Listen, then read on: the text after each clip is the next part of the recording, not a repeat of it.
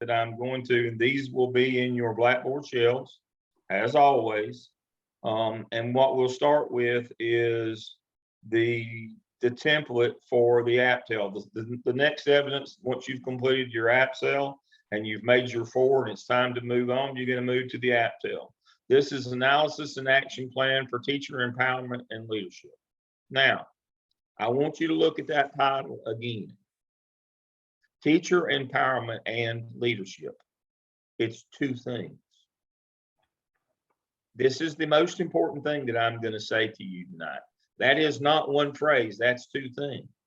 Teacher empowerment and teacher leadership are 2 different things.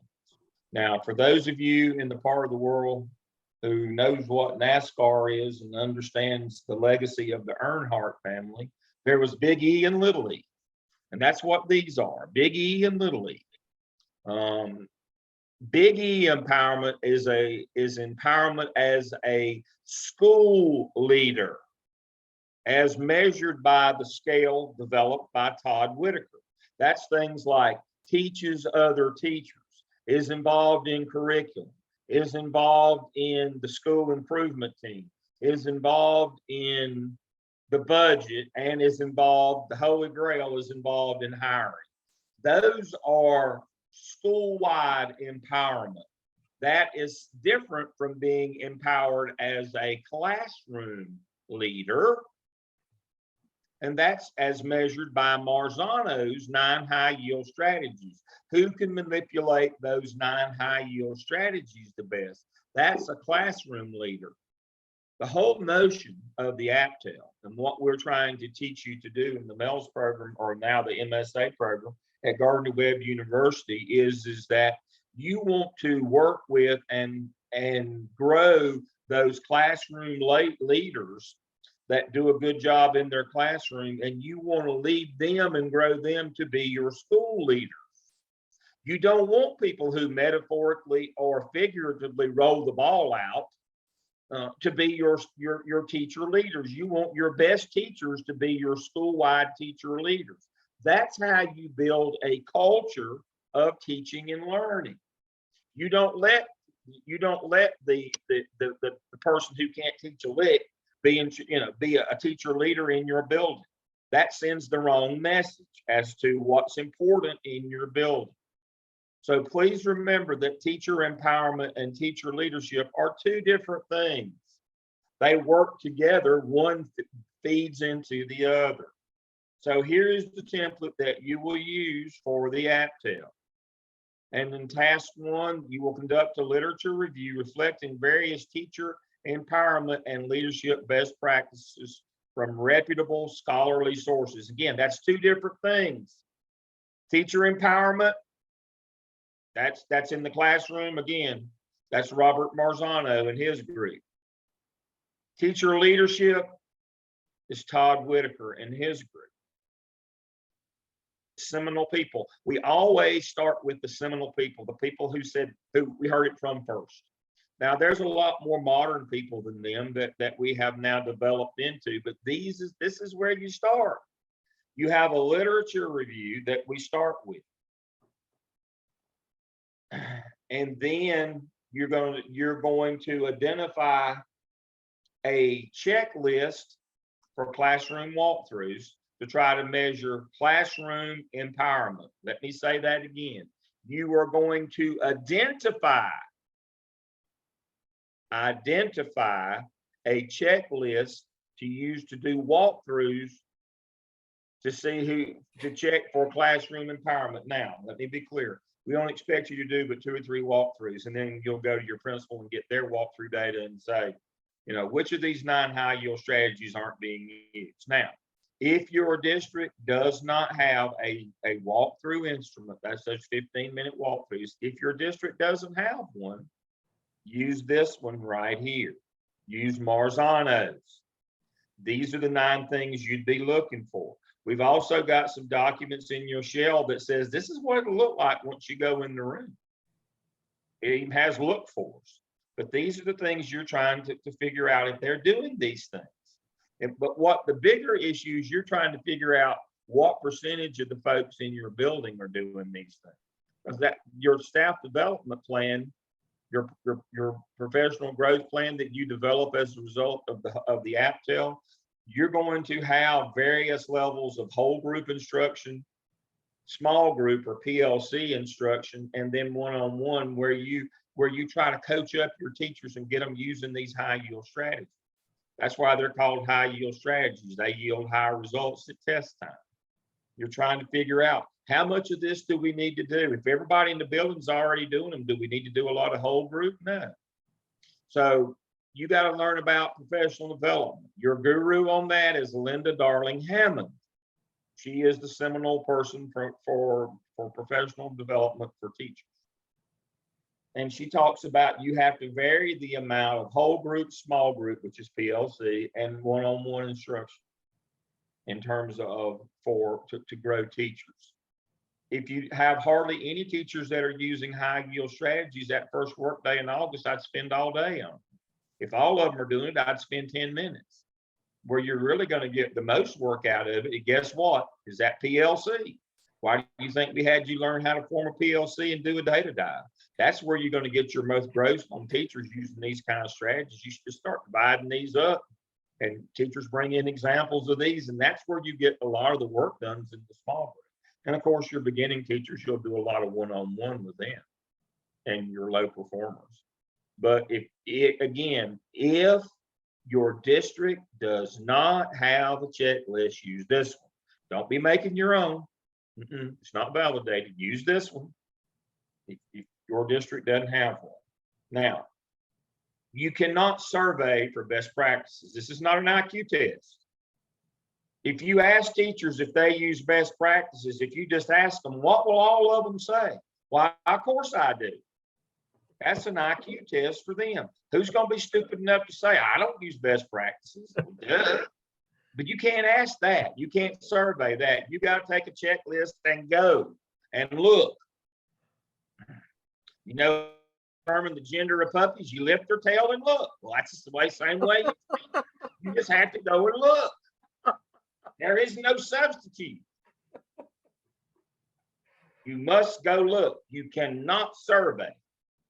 You cannot survey for best practices. You must go and look. If you don't know what these things look like, we have a document that's in your shell. It's from Marzano. I'm sorry I don't have it already pulled up. I got kicked off of Zoom a few minutes ago and it kind of scrambled my stuff. But right here, we've even got a document. If you're not sure if they're doing these things or not in their room, and Dr. Lamb, while you're looking, on Tuesday night, we will begin introducing you to this. And on Thursday night, we will break all of this down by each of the tasks. So Dr. Lamb is just doing an overview. We'll be comprehensive on Thursday and then on Tuesday night. So if you don't know what these things look like, and you say, well, how can I do a walk? Know what we've got a document that'll tell you exactly what you're looking for. You go and look. All right. Now, let me move that out of the way. Back to my document that I was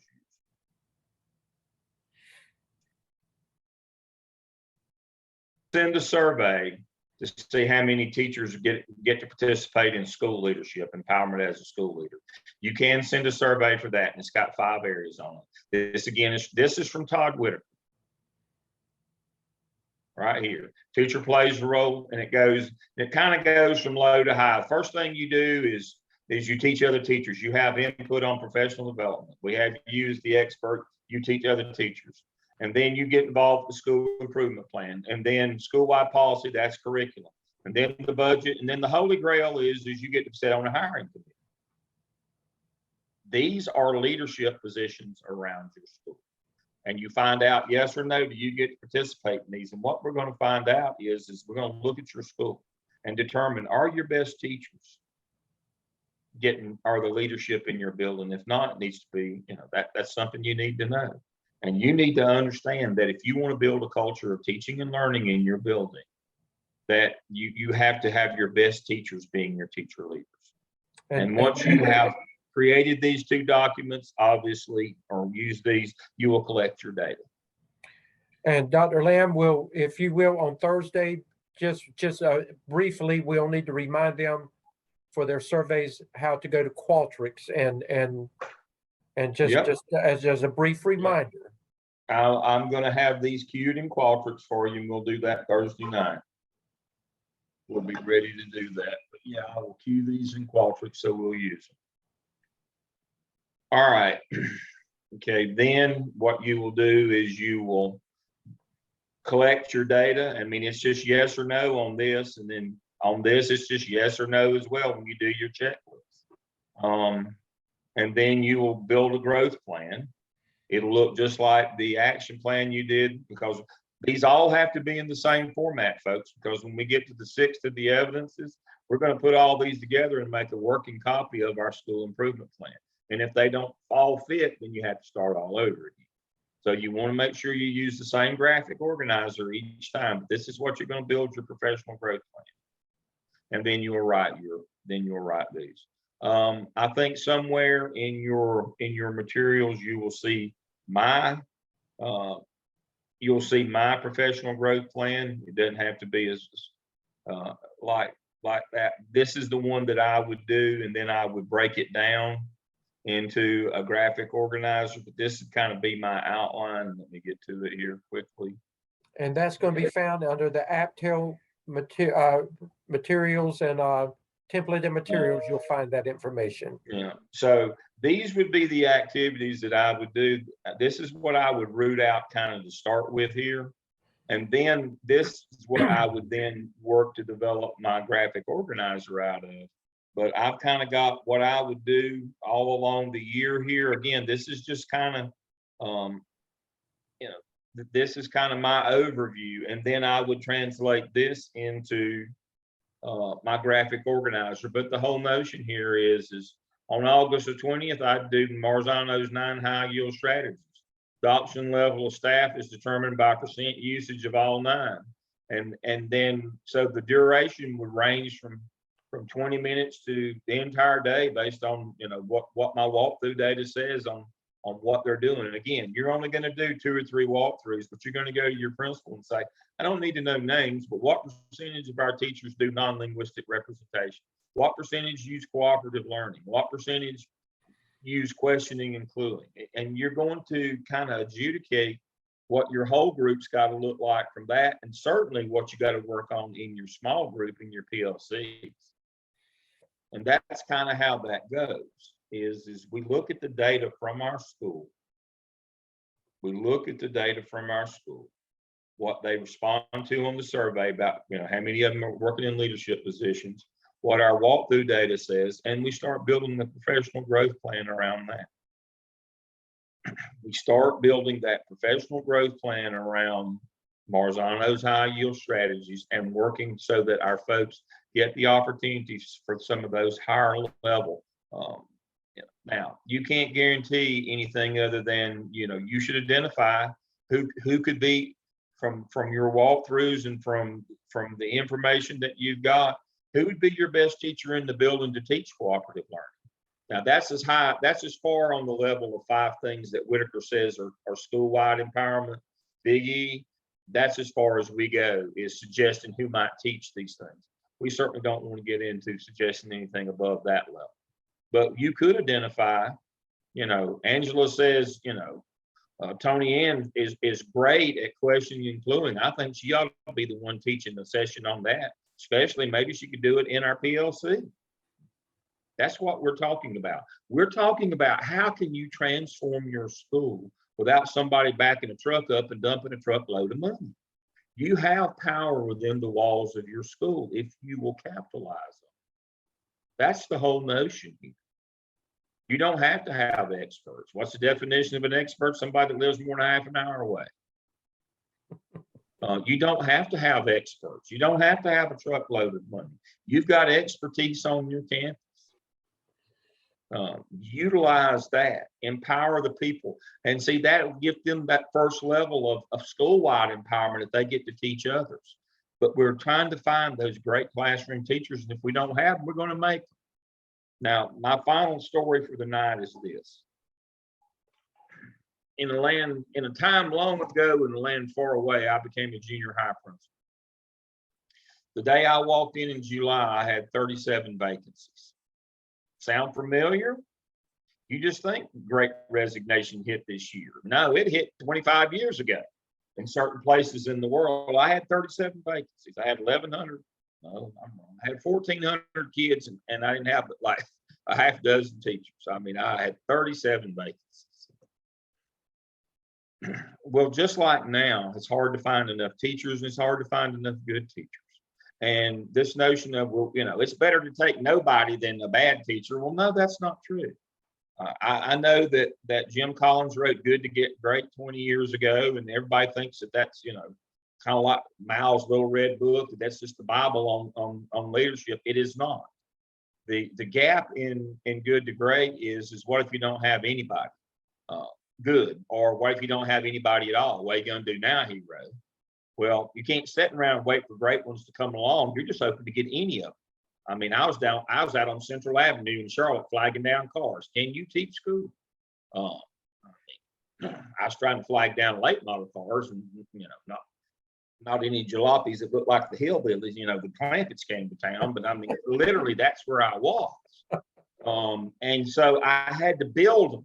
We had to build these folks into great teachers. A lot of times against their will. They didn't think that they could do it, but the notion here is, if you don't have great teachers, you don't have access or a pipeline to get great teachers. If you don't have hundreds of thousands of dollars in staff development money where you can bring experts in to work hand in hand, what are you going to do now? The expectations are not going to drop off, that you provide quality instruction in your classroom. The way that you build a culture of teaching and learning is you work Big E and Little E. You work classroom empowerment, Little E, and feed that into Big E empowerment as a school leader. If you can do that, you can create a culture of teaching and learning in your building. That's all I know. I might have told a thing or two I didn't know, but that's all I know. I'll entertain any questions before I duck out. I've got to get back over to my law class tonight. We're trying to learn something about Leandro, which you will get next semester.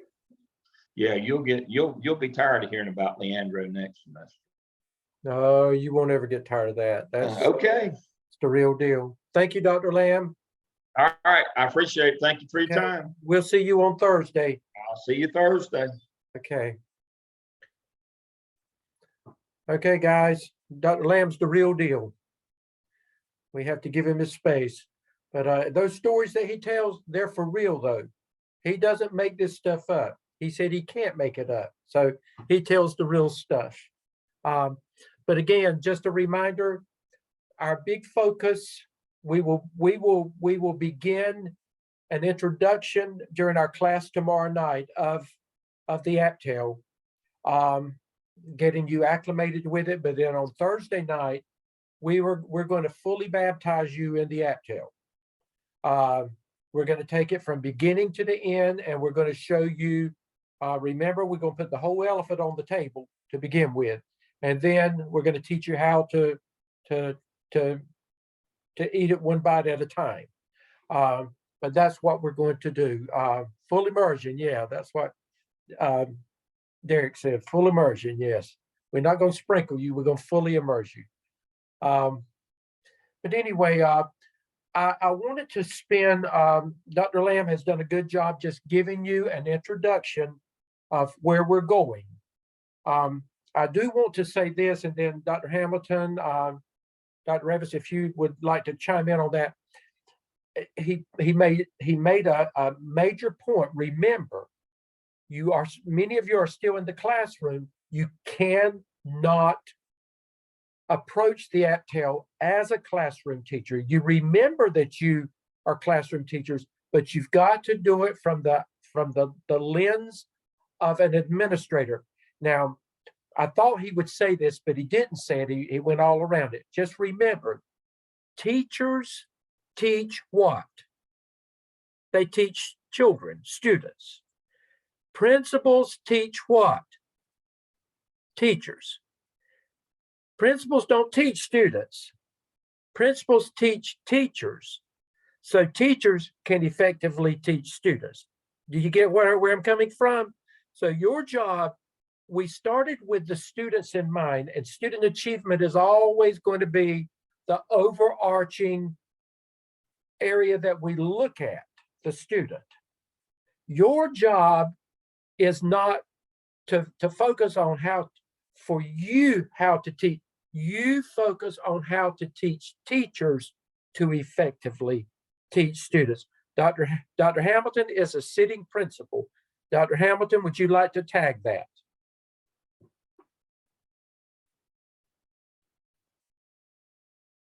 Can't hear you, Dr. Hamilton. If I can find the unmute button. Yeah, okay.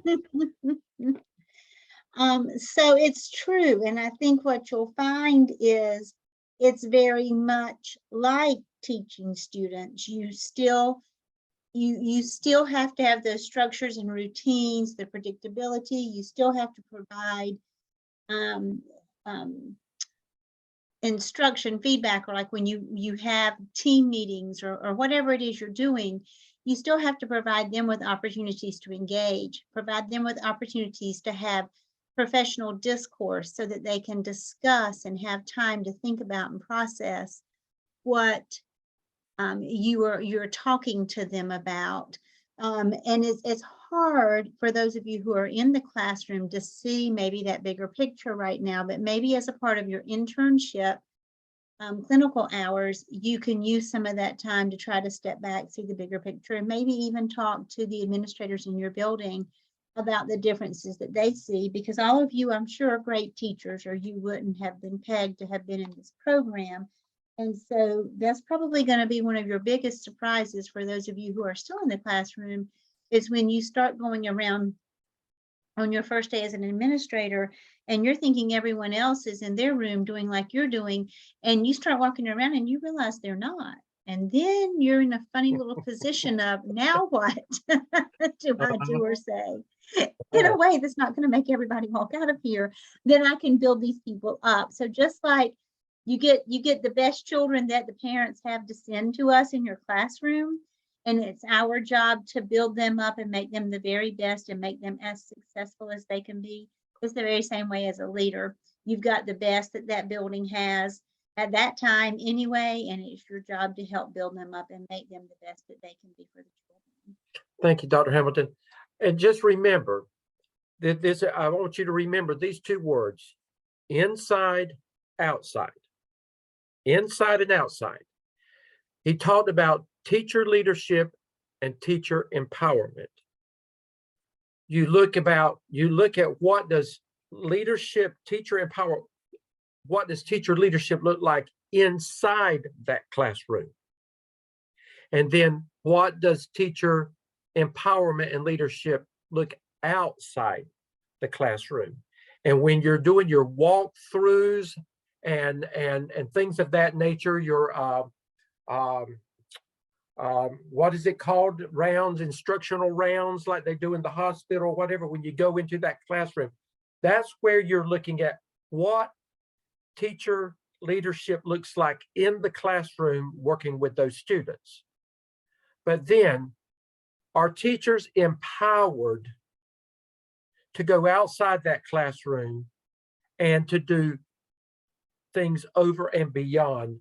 And that's, again, where teachers teach teachers, or they share those best practices that they're great in. So just remember, you're doing two things. What does it look like inside the classroom? What does it look like outside the classroom? And just remember, all of you that have been involved with the teacher working conditions survey, just remember there is a whole section on that asks you, as a classroom teacher, are you given these opportunities outside the classroom to be a leader? So all of those things are going to be embedded in what we do with the AAPTEL. Dr. Revis, any comments? Well, I don't think there are any comments really I can add to anything, but just understand that the focus in our AAPSL was on student learning. Now it's on teacher learning. And so you just kind of have to make that transition and know that everything we're going to look at now is about teacher beliefs and teacher behaviors. So in task 1, I know that some of you are probably already looking at task 1. Don't go too far. We want you to use Marzano's checklist unless your school has a walkthrough form. But I would encourage you to use Whitaker's survey instrument and identify that in task 1. Task 1, you don't do anything with them. You just identify them. So, and we will get into more depth tomorrow evening in our classes about why we are recommending that to you. So don't go too far until you have our first session tomorrow evening. Okay, and that's all we're going to say about the AAPTEL. Dr. Crawford, have you seen Dr. Crawford, Dr. Hamilton? I have not been able to see him. Okay, I just wanted to give him a chance to speak if he was there. That's all we're going to say until tomorrow about the AAPTEL. We just wanted to give you a smidgen of what you're fixing to get into. Just comments, and as we bring closure to the AAPSL, and again, the AAPSL will be history. I will say that I was highly impressed. For the most part, scores were way up there for the most part. I've been looking at yours, Dr. Hamilton, and Dr. Revis, and I think, likewise, we still have a few that you did not meet your Sunday deadline.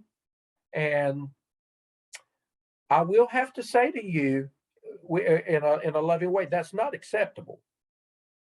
So if that applies to you, it's not acceptable. And we want to make sure that you understand that as we go into the AAPTEL, that things that we were a little more patient with the AAPSL, as we knew that you were getting acclimated into the program, we're not going to be as patient with the AAPTEL, and it's our job to begin cutting that umbilical cord and to give you a chance to begin to spread your wings a little more. We're going to hold you more accountable and hold you to so, by this time, after 8 weeks, you should have a routine worked out. You should be able to make it work. And we're not going to just drop you, but just remember, we're going to push you. We're going to push you hard. And again, sometimes you're going to get mad with us, but you'll get over it. We still love you if you do get mad with us, and we're going to work with you still. So just know that that with anything, when it's due, it's due. And we're trying to treat you just like if it was the superintendent and you were principal and you had something due, guess what? They're not going to give you, they're not going, you would get in trouble, deep trouble. Especially if it's because most of the time when they give you a due date, that's because they have a due date. So, we're training you now that when something is due, it's due, and you need to work towards that and don't wait until the last minute. And I know I've beat that dead horse to death. And I'll tell you, a good practice is, and Dr. Hamilton, and I bet you and Dr. Revis have done this as well. I never, ever put down on a calendar the exact date that something is due. I always put it down several days ahead of time, and then I forget about the original due date, and my work is always there and in on time. I never put something down when it's exactly due, and you need to start that practice yourself. Dr. Salmon, may I ask you a question? Sure. When you are a sitting principal and you had a report due to your superintendent, did you get to turn it back in if you messed up on that report? Did you get to do a do-over? Absolutely not. I got a letter put in my, I would get a letter put in my personnel files that I was not competent in an assignment that they gave me, which I never got a letter, but I would have gotten a letter. And I know those that did get letters in their files, and it became a part of their evaluation. So friends, I know for guys in my class, I have been letting you revise tasks 2, 3, 4 times. We're gonna cut that back. And if you have to revise it more than once, then we're gonna go on with it. Okay. So you always need to put your best effort in on your first submission. And then if you have things that your instructors give you for feedback, you do it. Make sure you make a checklist and take care of all the revisions that are noted so that you're turning it back in for revision only one time. And Carl, I haven't forgotten you. Thank you, Dr. Revis. But I will Can I say say one that, other thing, Dr. Stedman? go ahead. For those of you who still have not submitted your AAPSL for final grades, please reach out to your Zoom teams and your colleagues. And if we have a disproportionate number of people who have been very successful with their submissions, making 4s. Please reach out and to someone who got a 4 and ask them to maybe peruse your paper and help you edit and use your resources, use your teammates. If I'm getting ready to send an email to the superintendent, especially if it's important, not, oh, great seeing you at the grocery store yesterday kind of thing, but, or maybe I'm getting ready to send out a newsletter to parents. I don't just type it up myself and send it out. I have some trusted people on my staff who are good proofreaders. I have them proofread it. It's easy for us when we're proofreading our own work to miss the little nuances of things, because in our mind, we know what we meant for it to say, even though that might not be what it says. So reach out to your Zoom team and ask for assistance. You've already reviewed each other's task 1 and 2. And just say, hey, do you mind helping me out here? I'm still making some revisions or something like that. It's a good resource for you. Thank you for that. And Carl, I still haven't forgotten you. There was one more thing that I forgot. I'll think about it. Go ahead, Carl, while I'm trying to think of it. Quick question for Dr. Revis. When you was talking about not getting too far into the AAPTEL task 1, you said to use Whitaker's survey. Is that for task 1 or just AAPTEL overall? Okay, Carl, I think you're okay because you shared with me some things, so I think you're okay. So don't worry about it. And then tomorrow night, if there's any questions at all, I think you'll be clear by tomorrow night if you need to go back and revise anything. But I think you're okay based on what you sent me. Okay. Thank you. You Yes, are sir. welcome. A few of you still owe us your 12 competencies for the folio, but overall, I was pleased with them. So get that work in and get it over with. Just remember your case study is due this week. So you need to plan that, case study 1, and that'll be the last official assignment that you do that is related to the AAPSL.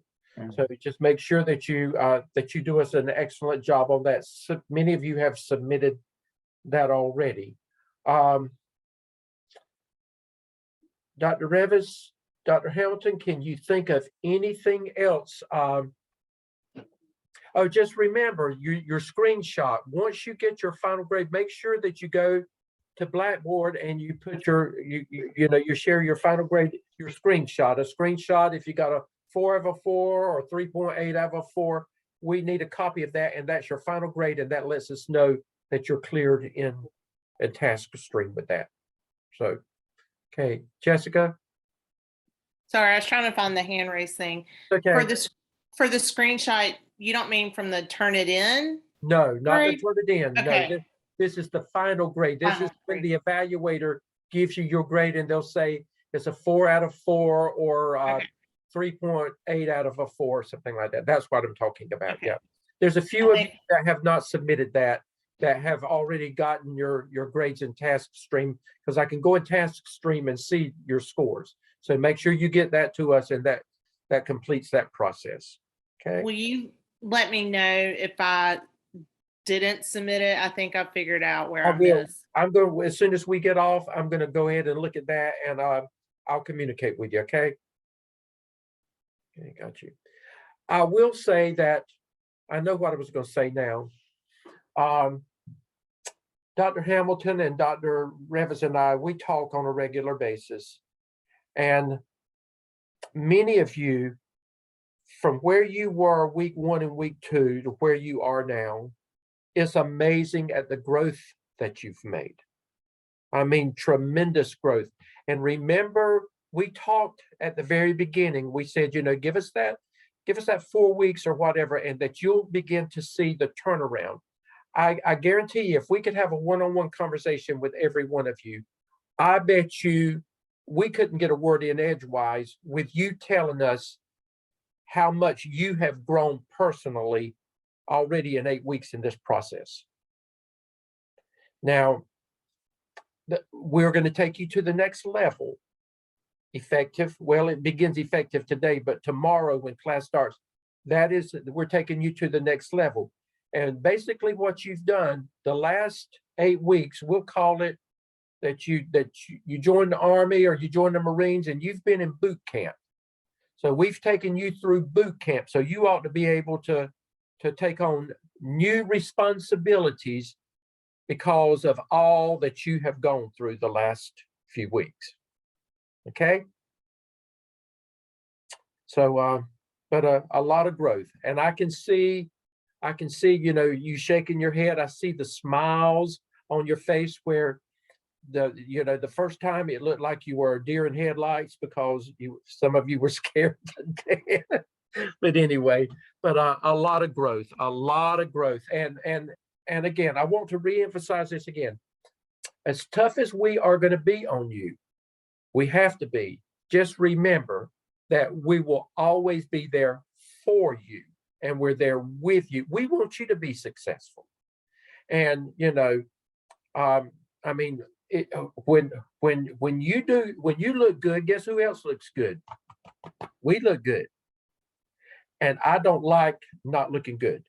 So so we're a team. We're gonna work this out. In closing, Dr. Hamilton, Dr. Revis, anything else? Because I could go on, and I won't.